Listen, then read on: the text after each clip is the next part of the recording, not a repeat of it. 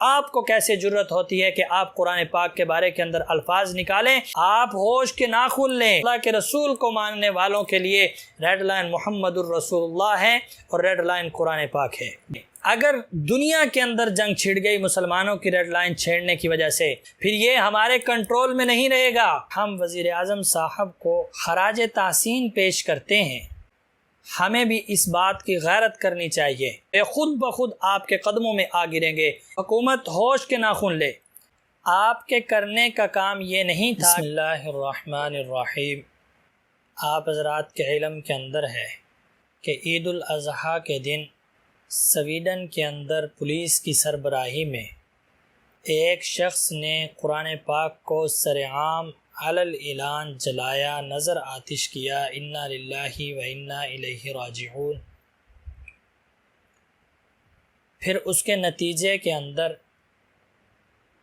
پوری دنیا کے اندر تقریباً ہر مسلم ملک نے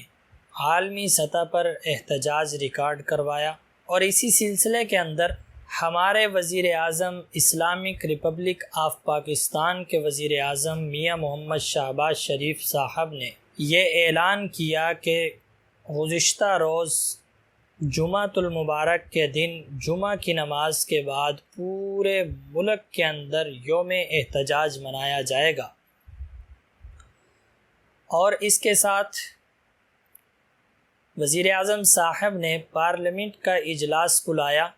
پارلیمنٹ کا اجلاس بلا کر وزیر اعظم صاحب نے تقریر کی۔ تقریر میں یہ الفاظ فرمائے کہ اگر آج کے بعد سویڈن جیسا واقعہ دوبارہ دنیا کے اندر رونما ہوتا ہے تو ہم سے کوئی گلہ نہ کرے۔ اور وزیر اعظم صاحب نے یہ بھی فرمایا کہ ہم جانتے ہیں قرآن پاک کی حفاظت کیسے کی جاتی ہے، اور ہم قرآن پاک کی حفاظت کر کے دکھلائیں گے۔ وزیر اعظم صاحب کے اس فعل پر ہم وزیر اعظم صاحب کو خراج تحسین پیش کرتے ہیں کہ اسلامک ریپبلک آف پاکستان کے وزیر اعظم صاحب نے بہت اچھا اقدام کیا ہے کہ انہوں نے قرآن پاک کی عظمت اور حرمت کی خاطر اتنا سٹینڈ لیا۔ لیکن جہاں وزیر اعظم صاحب کو خراج تحسین پیش کرتے ہیں، وہیں پر ہمارا وزیر اعظم صاحب سے ایک گلہ بھی ہے کہ پی ایم صاحب،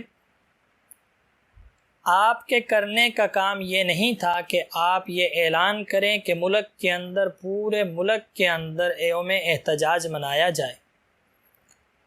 آپ نے یہ کام کیا، آپ خراج تحسین کے مستحق ہیں، لیکن آپ کے کرنے کا کام یہ تھا،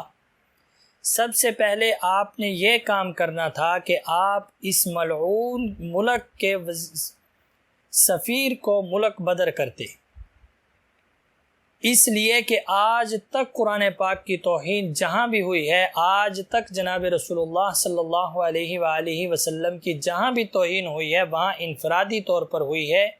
حکومت کی سربراہی میں پہلی مرتبہ یہ گھناؤنا فعل کیا گیا ہے۔ آپ نے اس ملعون ملک کے سفیر کو ملک بدر کرنا تھا، اور اس کے ساتھ آپ کے کرنے کا یہ کام تھا کہ آپ اس ملعون ملک کے ساتھ سفارتی اور تجارتی تعلقات ختم کرتے، اور آپ کے کرنے کا تیسرا کام یہ تھا کہ آپ عالمی سطح پر اس بات کو بلند کرتے، عالمی سطح پر یہ آواز بلند کرتے، یہ آواز اٹھاتے، مثلا اقوام متحدہ کے اندر اور OIC کے اندر یہ بات رکھتے کہ بھائی ایسا قانون بنایا جائے، جیسے ہولوکاسٹ کے بارے کے اندر قانون ہے کہ اس کا نام لینا جرم ہے، اس کے اوپر بات کرنا جرم ہے، اسی طریقے سے آپ یہ دباؤ ڈالتے، آپ وہاں پر یہ بات رکھتے، آپ اس فورم پر، عالمی فورم پر یہ بات اٹھاتے کہ بھائی ایسا قانون بنایا جائے کہ قرآن پاک کی آج کے بعد جو انسان توہین کرے اسے علی الاعلان عالمی ادارے پھانسی دے، آج کے بعد جو رسول اللہ صلی اللہ علیہ وآلہ وسلم کی توہین کرے اسے عالمی ادارے سزا دیں۔ کیوں؟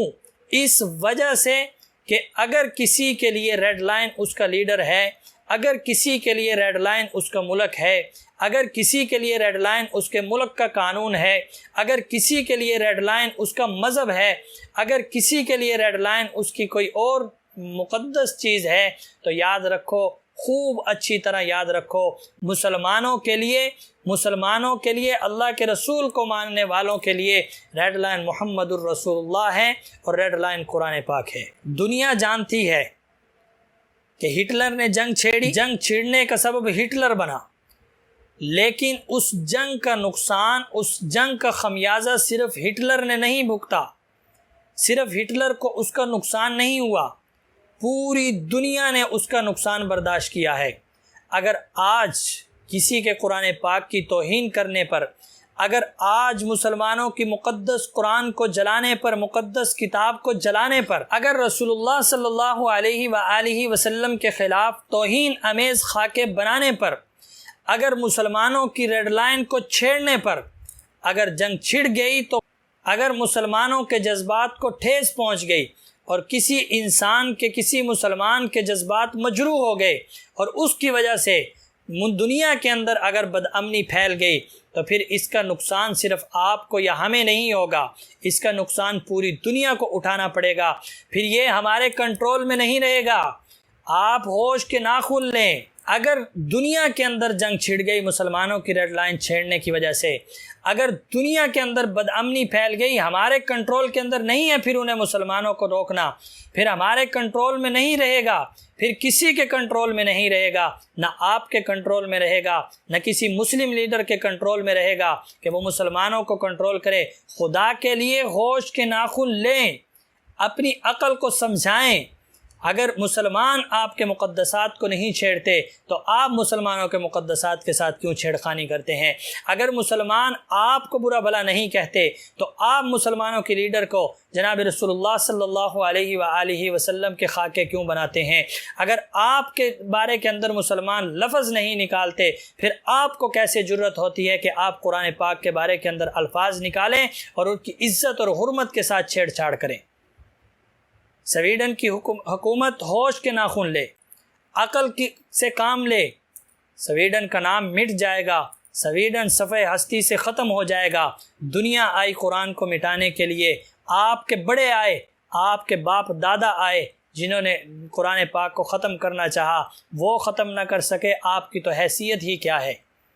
پھر میں اپنی حکومت سے یہ بات کہنا چاہتا ہوں کہ آپ نے بہت اچھا اقدام کیا، پارلیمنٹ کا اجلاس بلایا، آپ نے بہت اچھا اقدام کیا، پرائم منسٹر صاحب آپ نے بہت اچھا کام کیا، آپ نے یوم احتجاج منایا، لیکن آپ کے کرنے کا یہ کام ہے، آپ سفارتی تعلقات ختم کریں، تجارتی تعلقات ختم کریں سویڈن کے ساتھ، اللہ پر بھروسہ کر کے ان کے ملک کو ان کے سفیر کو ملک بدر کریں۔ شنید یہ ہے کہ عراق اور ایران نے، شام نے اپنے سفیر وہاں سے واپس بلا لیے ہیں، کیا آپ جو ہے وہاں سے اپنا سفیر واپس نہیں بلا سکتے؟ آپ بھی ان کے نقش قدم پر چلتے ہوئے اپنے سفیر کو واپس بلائیں، سفارتی اور تجارتی تعلقات ختم کریں۔ پھر ہم عوام کے بھی کچھ کرنے کے کام ہیں، صرف یہ کام نہیں ہے احتجاج کر لیا، احتجاج کیا، بہت اچھا کیا، احتجاج کے اندر آئے، بہت اچھا قدم اٹھایا، اللہ رب العزت آپ کو اس کی جزا عنایت فرمائیں گے۔ پھر اس کے ساتھ ساتھ ہر ایک شخص سوشل میڈیا کے اوپر احتجاج کا علم بلند کرے، ہر ایک شخص پرامن احتجاج کرے، ہر ایک شخص